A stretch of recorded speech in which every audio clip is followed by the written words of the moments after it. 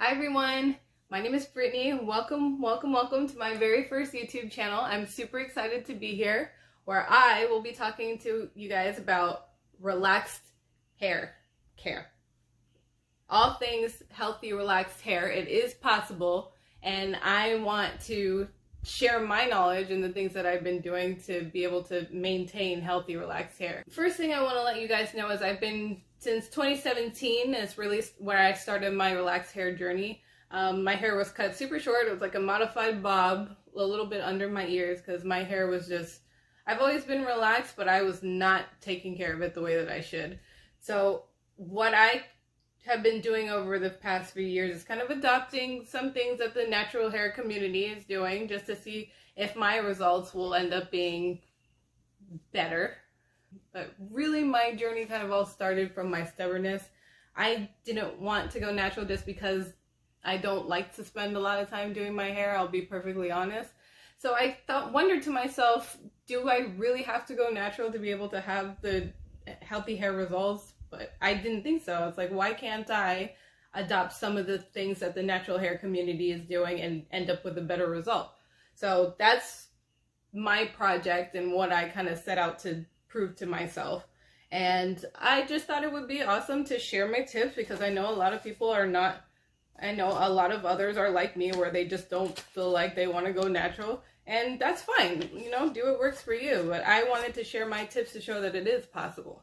Really, my hair care journey began in 2017 where I saw my new hairdresser and she completely chopped all my hair off. It was a modified bob.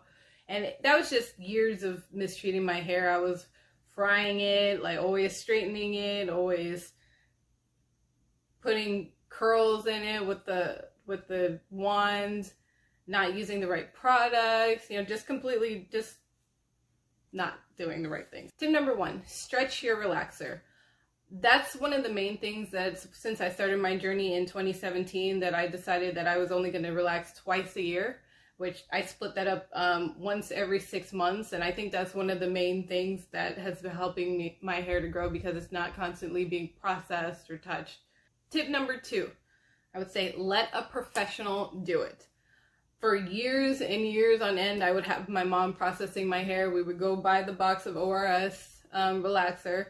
And she would do it, you know, she was, you know, took her time, but it ended up being a little bit over processed, I would say, and it definitely damaged my hair. There's complete difference, you know, love you, Mom, but there's definitely a difference between letting a professional do it and doing it at home. I mean, if you feel like you're good at it and you want to keep doing it how you've been doing it yourself, then that's totally fine. But I just found for me, I needed to have a professional do it. And my mom is getting it done professionally too. So my hairdresser also uses a firm relaxer, which I've heard that it's a little more time sensitive, but it's a definite better relaxer for your hair because it kind of preserves the hair strands a little bit. But she uses a firm, and so far so good. You know. Tip number 3 has to do with washing your hair. So I found that my hair responds better when I'm not constantly washing it. I wash it once every 3 to 4 weeks.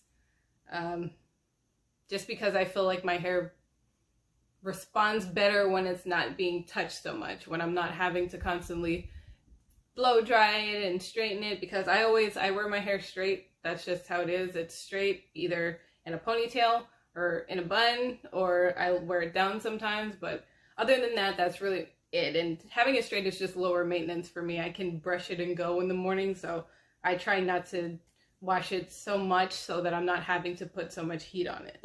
The products that you use are also very important. I definitely made the switch from, you know, the sulfate and paraben products to the more sulfate-free, paraben-free products, and I think it definitely helps.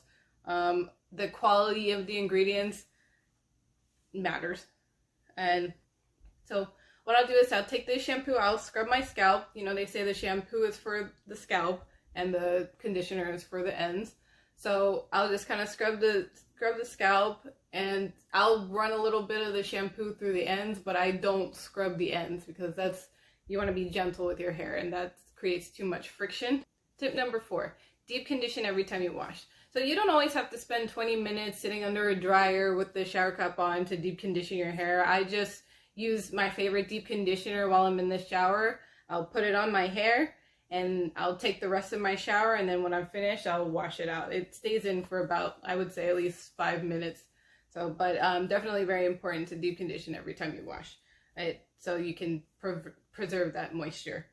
Tip number 5, research the ingredients before buying your products. Very important for shampoos, conditioners, like even your moisturizing product. You want to do your research as far as what's in it before you actually put on your hair. A lot of companies will advertise their products as natural products just to make it look attractive on the bottle, but you want to actually turn it over and read what's in the actual ingredients to see what kind of, if there's any parabens, if there's any sulfates, because a lot of times, you know, they're names that you're not going to see every day. They're names that you're not going to recognize. So I'm constantly in the store, like pulling out my phone on Google to try to figure out what kind of ingredients are actually in these products. And there was one time I was about to buy a product and I saw it was supposed to be paraben free and sulfate free, but one of the main ingredients was a detergent that is like the worst detergent that you could have for your hair. So I immediately just put that product right back and didn't buy it. So research the ingredients before you buy. Number 6, drying your hair. After washing, you want to be really as gentle as possible. I like to use a t-shirt to dry my hair, and I don't rub it because that creates too much friction. That's also the reason you don't want to use a towel. But I just kind of squeeze the excess water out onto the t-shirt and until it's not dripping anymore. And then I'll kind of let it air dry for a few minutes, and then I'll go ahead and start the styling process. Tip number 7, this kind of starts my drying and flat ironing process. What I like to do is use a leave-in conditioner. I think a leave-in conditioner is very important. So find a leave-in conditioner that you like, and when your hair is a little bit damp, you want to go in with the leave-in conditioner. I tend not to use one that's too heavy because I don't want to straighten my hair and feel a lot of buildup or a lot of residue left over. I like to use like a light spray or a light cream as my leave-in conditioner, and then to seal the leave-in conditioner, and I'll actually go in with a natural oil. I tend to use coconut oil, but you can use whatever oil works for you. Tip number 8 is use a heat protectant. I have been using the same heat protectant for years and years. So I'll use the heat protectant before I'm getting ready to blow dry my hair, and then I'll do it also when I'm finished blow drying, when I'm about to use the flat iron. I don't always do it twice. Sometimes I forget and I'll just do it before I blow drying, or sometimes I'll forget to do it before I blow dry and then do it before flat ironing. But at some point, the heat protectant is always in there. So use a heat protectant, very important. You want to keep your hair from being as fried as possible. Which leads us to tip number 9, is to use as little heat as possible.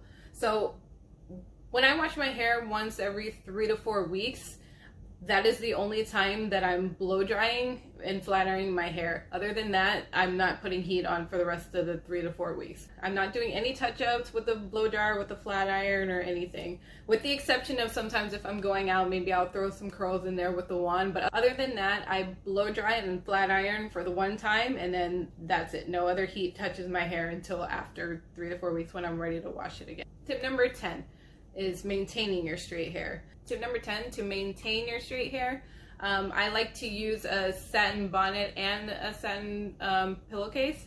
You don't have to use both. It's, you know, totally your preference, but sometimes I feel like I need the extra layer of protection, but sometimes I don't use both. Sometimes I'll just sleep on the pillowcase without my bonnet, and it's totally fine. But you just want to, the cotton creates friction. It also, you know, it'll cause your hair to frizz. Sometimes you sleep on it wrong and it kind of damages the hair and you want to wake up and straighten it again. But other than that, the satin bonnet definitely prevents any friction, and it definitely protects your hair a little bit better. It definitely maintains your hair a little bit better. Tip number 11 is moisturizing. So for my daily moisturizer, the only thing that I use is a natural oil. I use coconut oil because I find that that's what my hair likes best, but you can use whatever natural oil works better for you. Maybe you like jojoba oil, maybe you like olive oil, maybe you like almond oil, maybe you like grapeseed oil, whatever, it doesn't matter. Just my advice, find the natural oil that works best for you. You can try them all and say, hey, you know, I like almond oil, I know she likes coconut oil. That's totally fine, but find a natural oil that looks for you, and that's literally the only thing that I'm using as the moisturizer for my hair daily.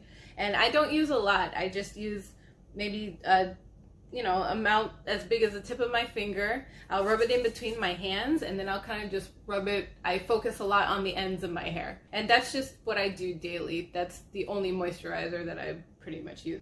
It's not a lot. I don't like to douse my hair in the oil. Tip number 12, when brushing your hair, you want to try to be as gentle as possible. Start from the bottom of your hair and work your way up. Don't start from the top, because then any knots that are in between here you're gonna be just tearing your whole hair out. So start from the bottom and then work on getting the knots out. Kind of like, when you take out a braid, you wouldn't start all the way at the top. You're gonna start at the end to unravel it and then work your way up. So that's the way you want to look at brushing your hair. Start from the end and then work your way up until you can run it through smoothly. And my last and final tip number 13, is patience. I know nobody wants to hear that, but the fact of the matter is you're not going to find any kind of miracle product that's going to grow your hair overnight.